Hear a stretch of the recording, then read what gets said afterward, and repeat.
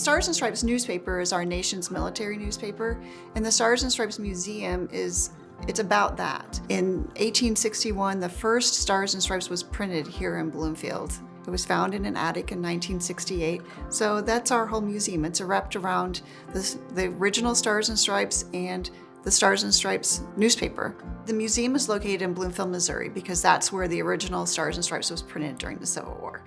And during our town's sesquicentennial in 1985, the Stars and Stripes sent reporters to cover that. It was at that time that some of our town's members decided that they wanted to start a museum about the newspaper. A lot of the Stars and Stripes alumni from World War II especially, World War II, Korea, and Vietnam, they decided that they would like to also have a museum here in Bloomfield. They sent artifacts from their collections, and it's a unique museum because it's told from the newspaper's perspective. And the newspaper started out for the soldiers, by the soldiers. So the Civil War, World War I, and World War II, they were all written by soldiers. There were no civilians. Not until after World War II were civilians hired by the Stars and Stripes. For example, when the soldiers first went to World War I, that was the first time they left the continent and they went to France. And maybe they could get newspaper that was a Chicago Times or New York Times or whatever, but they couldn't see what was happening for them. So the first Stars and Stripes in World War II, in the very first paper, there's an article called "The Tooth Yanking Car is Touring France." And that's about a Red Cross dentist's office. And it was something that the soldiers needed to know. Now that you wouldn't see that article in a Chicago Tribune or a New York Times or anything like that. So it was something that was important to have for the soldiers there. SEMO Electric's had a long history with this museum here because we've had some former board members, former employees who have been involved. And right next door there's a cemetery that has a large pond, and they bring people from nursing homes, veterans from the nursing home, get to come down here and go fishing.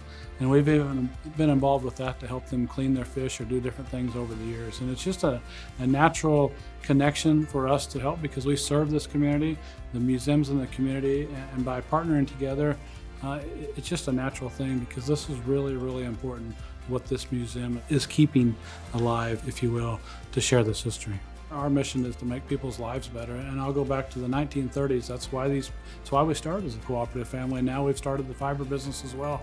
But we exist for the people who we serve, and it's so unique in today's environment. We actually have a real mission. We actually don't come to work just to do our job. We come to work to provide essential services now, and especially following up on COVID-19, it's even shown people how important these services are.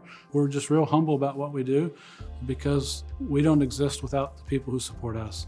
And you turn that right around, these places don't exist without us too. So we have to work together. We are so lucky that we have this SEMO partnership. One of the first things that SEMO did for us was the fiber. We have SEMO fiber, and that allowed us to have multiple computers. Before, we could only have one going at a time because our internet was so slow. Now it's fast, and everybody can be on the computer at the same time, and we don't have any problems at all. I think people who have had people who served in the military, when they walk in here, they can find something to connect that together, to connect the present to the past. It's hard for some people, and if you don't have people in the military or you've not studied it, it's from the standpoint that's why we have our freedoms, right? We've had somebody go to war for us. We have to appreciate what they went through, and it's so hard for us to understand what they went through because we weren't there, and we don't have that context, or we don't have that feeling of what happened. But I think we can learn to understand it, or at least appreciate it. And we can't forget what happened because it should always be part of our history. But we just can't forget those who served, and a lot of people made the ultimate sacrifice and didn't come home.